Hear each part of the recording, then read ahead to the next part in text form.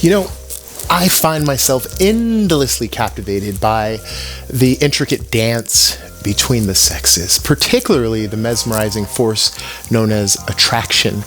It's, in essence, that pure and primal and undeniably potent power that moves life, whether one is a man captivated by a woman drawn to a man, or any other individual in the realm of desire.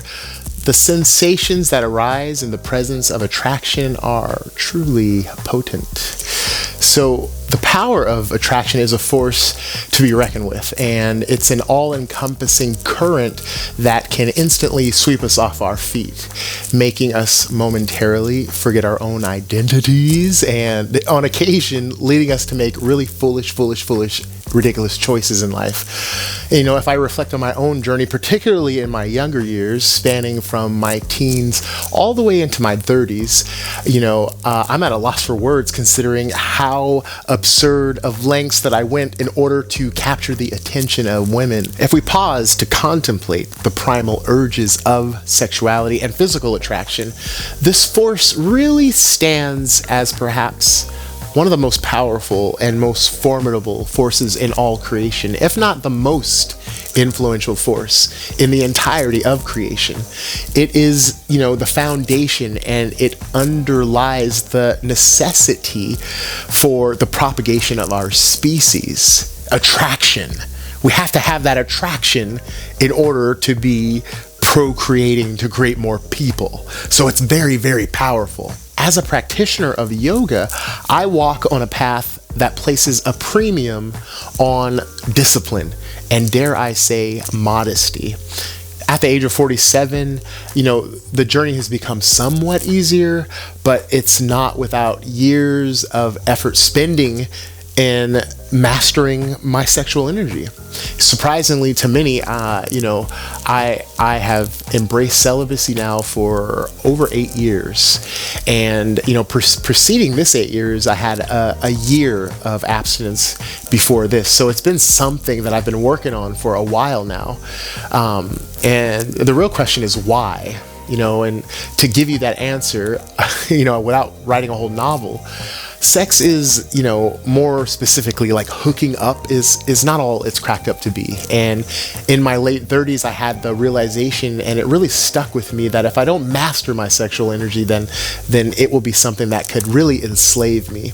While I don't claim to be a total master, it is something that I have really been working on for a long time, and it's something that has made me a better man. The incessant urge to oogle every attractive form clad in Lululemon, it's exhausting. Every time somebody walks by and you're just like, as a man, there's just this habit of ooh, you have to look. It's like a primal deep thing, ooh. And it's funny, when you start working on yourself as a man, you start noticing it in other men.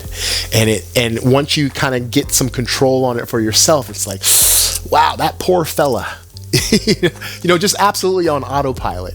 And it's funny, it's fascinating, and at the same time, it's really dangerous to not be aware of what's going on in your body and the power of attraction. I recognize that the same holds true for women, navigating the streets of this world where the male gazes range from glances to gawking concealed behind sunglasses, attempting a quick glimpse at what essentially amounts to a bundle of muscle, fat, and bone wrapped in fabric made in China.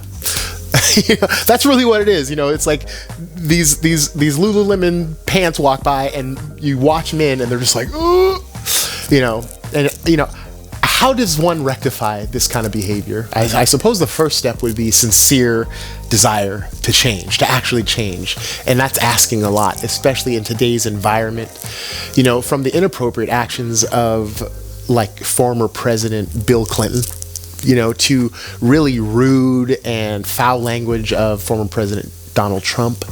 Our culture in the West seems to have plunged into a mire of sexual exploits and really confusion, yet much of it remains incomprehensible.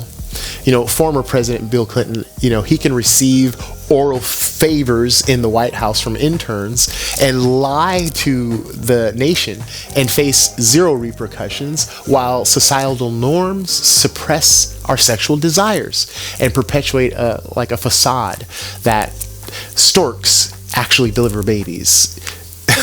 Men are deemed as perverts for expressing desires, while women are, facing derogatory terms and language if they express their sexual desires. It appears that embracing authenticity, both publicly and privately, could probably alleviate these contradictions. The power of sexual energy and attraction is super, super potent. And it's not just attraction that is sexual in nature. For men, of course, that's the case, the allure of physical attraction. But for women, a broader spectrum comes into play, encompassing things like wealth, material possessions, status, celebrity, social status.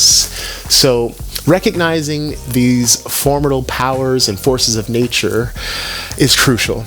The sooner we can comprehend the powers that are amongst us, the sooner we can embark on the journey of self-mastery and navigating really the chemistry within our bodies that drives us from our gonads and our ovaries. The havoc caused by these forces raise the question: what would the world be like without all this sexual attraction and contradiction and being one thing in public and another thing behind closed doors? I wonder if there would even be war. So, in conclusion, I invite you to scrutinize your own life and examine how you navigate these potential energies and forces of attraction. My name is Michael Fireborn, and I'm right here with you. We'll talk to y'all next time. Peace.